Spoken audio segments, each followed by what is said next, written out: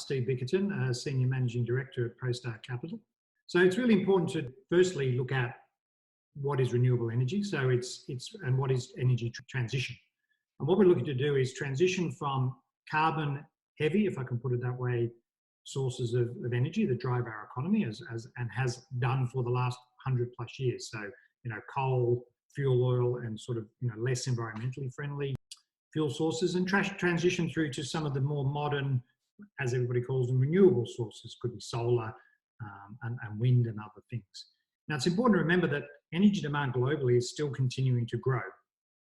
And in fact, it's actually growing faster than we're currently able to roll out renewable energy. So the challenge for us now is not to necessarily fully replace what we have, but to reduce the growth in traditional energy. Now, that could be as simple as looking at using natural gas for power generation or domestic heating for water, and displacing, traditional fuel sources like coal-fired power, or worse, in some parts of the developing world, displacing burning wood or burning fuel oil or diesel. Now, the challenge is, how do we keep that momentum up? How do we do it and do it in a cost-effective manner? So what we're seeing is developed countries where this is a primary focus. So Europe, they're already talking about reducing diesel cars and internal combustion engines. But in places like Indonesia, they don't have electricity. So how do we balance those objectives? So that's really a key challenge for everybody in the energy sector. It's a challenge for investors, it's a challenge for managers, and it's a challenge for government.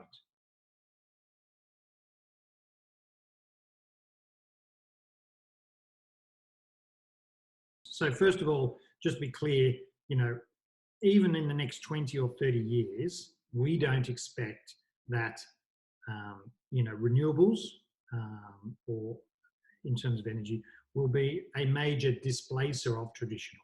It'll come, and it'll come over time, but it's the incremental growth where we see the opportunity. One of the misconceptions is that we're going to suddenly all be driving electric cars and we're all going to be, living with solar power. That's just not going to be the case.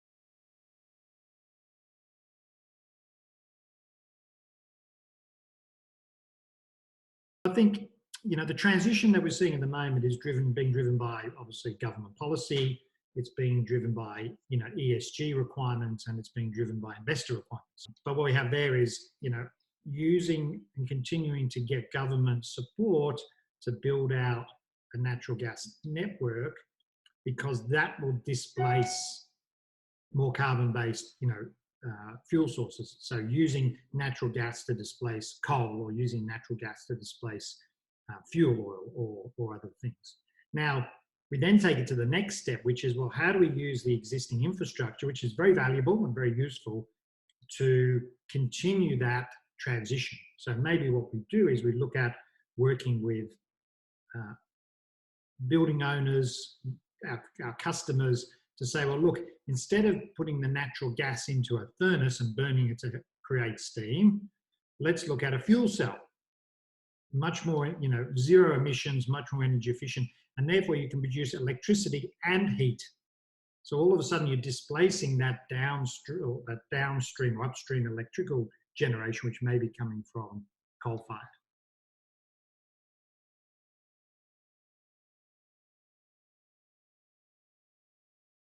In terms of how different regions and geographies are addressing the issue, we're seeing, it's country by country, economy by economy. I think as Europe, we're seeing a big government drive to reduce greenhouse gases and carbon emissions. Now in Asia, there's still, countries that are faced with, significant energy shortage. But that's what we're seeing there is they haven't necessarily got the problems that, the US or other place might have, where you've got a very large installed traditional base. So they can come in and look at, hydrogen fuel or LNG from scratch, because they're not actually displacing, an old coal-fired power station. South Korea is doing a lot. China, some of the policies that are coming out of there, obviously doing a lot to promote clean energy as the primary fuel source, as the starting point.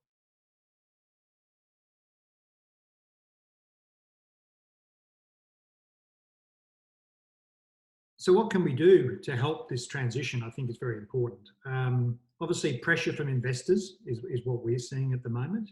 and we think that's great, and we're looking to address that. I think support from government is also very important if we want to continue to see the rollout of renewable energy at a sustainable level, at a level to cap the growth in sort of more traditional energy. We need to see more transparent and more robust government support. So I think the government can do a lot in terms of helping that transition, whether that's pricing models, pricing carbon, some of those kind of models we've seen.